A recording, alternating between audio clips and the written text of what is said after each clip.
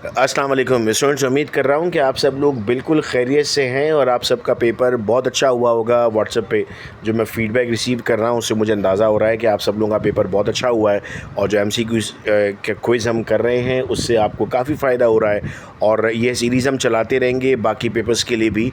Botany zoology paper हो गया, अब नेक्स्ट पेपर के लिए भी हम इसी तरीके से प्रिपरेशन कर रहे होंगे। वो स्टूडेंट्स जो इस वीडियो को देख रहे हैं और हमारे साथ व्हाट्सएप पर कनेक्टेड नहीं हैं तो वो 0333224301 पर अपने नाम और कॉलेज के साथ मैसेज कर दें ताकि उनको ऐड कर दिया जाए कम्युनिटी में और सारी अपडेट्स उन तक आएँ। आज आप जो पेपर देकर आए स्टूडेंट उसको हम सॉल्व कर रहे हैं और मैं ये भी बताता चलूँ इन एमसीक्यूज़ में कि हमारे पास मैं जो देख रहा हूँ पेपर में मेजॉरिटी वो एमसीक्यूज़ हैं जिनको हम अपने क्विज़ में और डिस्कशन में ला चुके थे। तो वो तमाम बच्चे जिन्होंने वो वीडियोस देख ली थी उनके लिए एमसीक्यूज़ के मार्क्स लेना इंशाल्लाह कोई मुश्किल नहीं रहा होगा। पहला सवाल था mild to severe grade of stretching और टीयरिंग, इसको हमने स्प्रेन का नाम दिया था। ये सवाल हम अपनी वीडियो लेक्चर में भी एक्सप्लेन कर चुके थे। This is not an instinct behaviour, जो गोरिल्ला का टेरिटोरियल बिहेवियर है वो इंस्टिंक्ट नहीं होता। This is called as emergency hormone, सिर्फ एपिनेफ्रिन है जो एमरजेंसी कंडीशन में निकलता है, बाकी आपके पास एमरजेंसी में नहीं निकलते। फिर क्वेश्चन है this part of brain associated with long term memory, ये क्वेश्चन भी हमारी वीडियो एक्सप्लेनेशन में से है। Hippocampus is the right answer.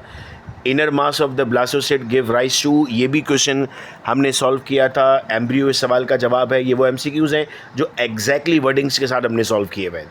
This hormone prevent from dehydration, हम पढ़ चुके हैं। एडीएच के बारे में, एंटी डाययूरेटिक हार्मोन जो डिहाइड्रेशन से बचाता है, इसको हम वैसोप्रेसिन कहते हैं। ये बात भी हमने कही थी कि this is also called as vasopressin. Worker honey bee are sterile, same exact words का क्वेश्चन था कि जो वर्कर हनी बीज़ हैं वो स्टेराइल होती हैं यानी वो रिप्रोड्यूस नहीं कर सकती हैं। तो मुझे ये पूरी उम्मीद है कि आप सबके ये एमसीक्यूज़ बिल्कुल ठीक हुए हैं। IVF is a method use to, IVF होता है इन विट्रो फर्टिलाइजेशन, जो इनफर्टिलिटी की ट्रीटमेंट में इस्तेमाल करते हैं। ये क्वेश्चन अगेन रिपीट हो गया हमारा। Animal excrete ammonia are called as ammonotelic, हमने ये क्वेश्चन अपने वीडियो लेक्चर्स में पढ़ा था। Formal of neural tube, formation of neural tube occurs through organogenesis, जिसमें ऑर्गन बनते हैं। फिर रिपीट हो गया क्वेश्चन हमारे एमसीक्यू से, inflammation in kidney due to irritation of stone, लिथोनेफ्राइटिस।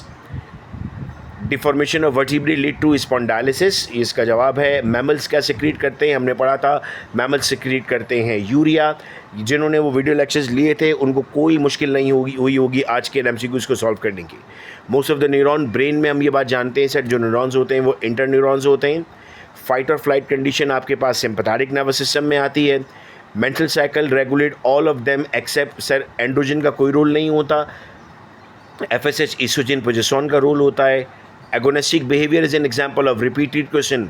Social behaviour, ये भी हम सॉल्यूशन में पढ़ चुके हैं। Bird lays this type of egg, birds telolecithal पढ़ते हैं, ये हमने रीजनिंग में पढ़ा था कि बर्ड्स के एग टेलोरेसिटल होते हैं और यहाँ पर ये सवाल इस तरह पूछ लिया गया। तो ये इन क्वेश्चंस में मैंने देखा तो मोर देन 10 क्वेश्चंस जो हमारे रिपीट हो गए और इंशाल्लाह नेक्स्ट पेपर में की प्रिपरेशन के लिए भी व्हाट्सएप पर कनेक्टेड रहिएगा। आपका फिज़िक्स, आपका केमिस्ट्री, आपका इंग्लिश, आपके बाकी सब्जेक्ट्स की भी इसी तरह प्रिपरेशन हो रही होगी। अपना ख्याल रखिएगा आप सब लोग। अल्लाह हाफ़िज़।